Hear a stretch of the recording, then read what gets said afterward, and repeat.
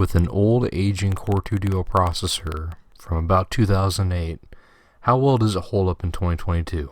Let's take a deep dive into the Dell Vostro 1510. The Dell Vostro was aimed to be a small business slash home consumer device. It was a little bit higher end than the Inspiron at the time, and it offered a little bit more features, such as touch-sensitive media keys, a slot-loading CD/DVD drive. Yes, a slot-loading/DVD drive, sort of the era where the MacBooks, the A11, A1 MacBooks had as well. Some also additional features is it offered 4 USB 2.0, FireWire, Express card, front microphone and headphone jack, an SD card, as well as a front status power light, and also a battery charging light as well. Alright, so looking at a few games, we're going to start off with some CounterStrike Source. Now just doing a local game with some bots on here, running the game around medium settings, 720p. Don't want to stress the machine all the way out, but it should handle some Source. It's definitely an older title, running on DirectX 9. So frame rate wise, I was getting anywhere from 30 to 50 frames without recording and without any extra additional software on the machine. On certain maps, I would get about 60 frames pretty consistently. A few drops here and there, but most of the time the game was perfectly playable offline. I don't know about online. I didn't really want to test it just because the Wi-Fi card in the system is not great at all for gaming. So looking at Fallout, it's a simple 2D style click and go kind of game. We averaged, it was all over the board, anywhere from like 30 to 120.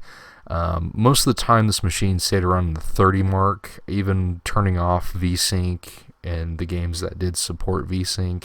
It still was hanging around there, so most of the time at 720p medium to low settings, you're going to see in return about 30 frames per second no matter what you're doing.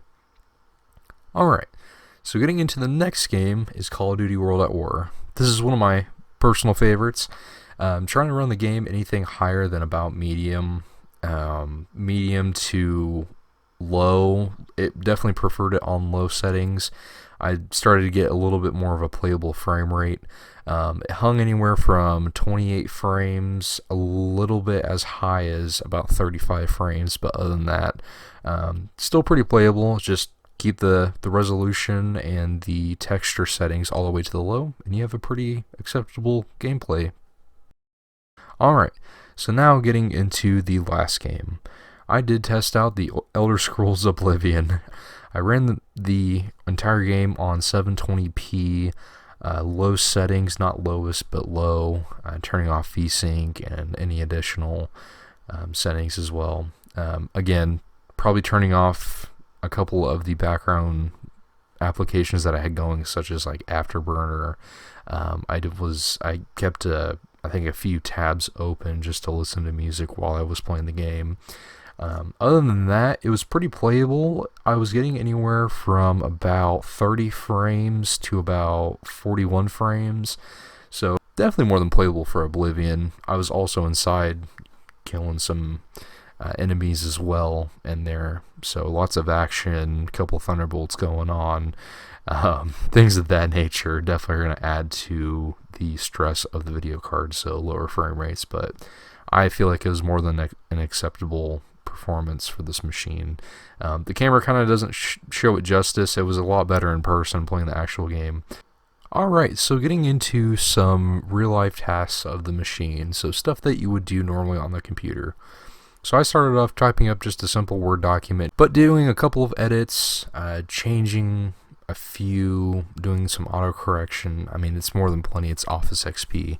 I even got a disk included in here with this machine when I did pick it up. I noticed that the CD drive was spinning up really loud when I went to go install Windows 11, or Windows 10, my bad. And it turns out it's actually Office XP Small Business, which I did have a product key for, but I accidentally left that at my work, so I had a copy of XP Professional laying around, Office XP Professional, so installed it on there, and that's what I used.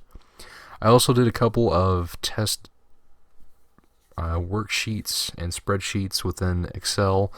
That did perfectly fine. Just added up a couple of basic budgets and it handled it. So this machine is more than capable, especially at its state right now with the solid state, to do simple office tasks. But anyways, thank you guys for watching the video. I hope you enjoyed the higher end video quality, a little bit more production time into this. I've been trying to work on this the last couple of days, so hopefully it comes out alright.